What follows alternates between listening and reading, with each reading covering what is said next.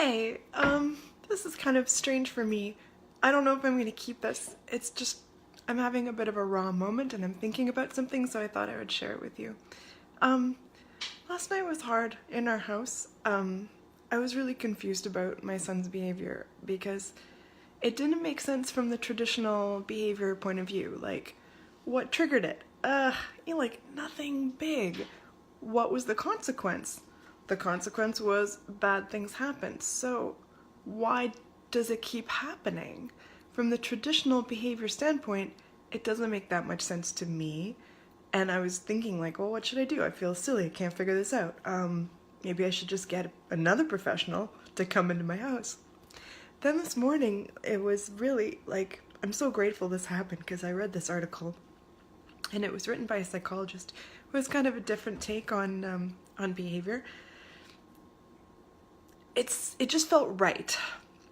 A lot of times when we look at our child's behavior, it seems seems to be aggressive, you know.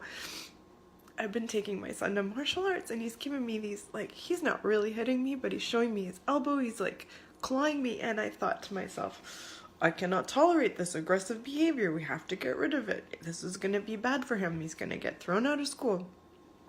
And I thought, why are you doing this? You know, he'll do it if we say, no, sorry, you can't have any more juice. That seems way out of proportion. How do you respond? So, going back to the article, her name is Mona Delahook, and I'll link to it repeatedly because she's great. She says we should look at the behavior not so much as an aggressive thing, but almost as a defensive response. Some kids, according to some neurologists, are not good at interpreting threat level. So for example, if I say, stop it, it's almost, he responds the same way as if I'd put a fist in his face. You know, lashing out. It makes sense when I sit back and I look at it and I sort of take myself out of the equation and understand that I think my son is looking at my behavior in a way that I didn't intend. You know, the way I was brought up is if you have a problem and you want to solve it, you're the parent and you have authority. So you use a strong voice and you stand up and you don't let anybody push you around. On the opposite side of that, I also saw a much softer but like almost defeated attitude sometimes from my parents. And that didn't seem to work at all. That was confusing and that didn't make sense.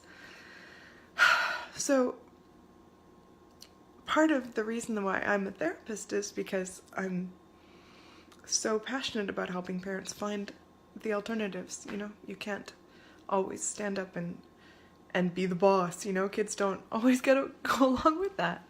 And we can't lie down and hide under the bed either, so what do we do? Always the answer is, you know, be creative, find a way to teach the new skills and be creative. But what this new information gives me is another level of compassion and a real cautionary note for me.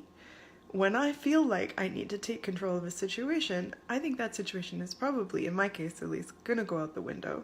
Because the more I sort of push that I'm in charge attitude, the more my son is gonna respond as if he's in danger. And the things that come out of his mouth and things he does with his body, I remember saying yesterday, nobody's attacking you. And he was not getting that message. So I want to share that with you, because if you're seeing your child act in a very over-the-top way, and it's often labeled aggressive behavior, maybe let me know in the comments if you're seeing this, and if it helps you to think of it as a defensive response instead. Does this make any sense to you? I'd love to hear from you. Okay, I'm gonna leave this for a little while at least. So if you have something to say, let me know. kind of embarrassing to cry on Facebook Live. Okay, bye.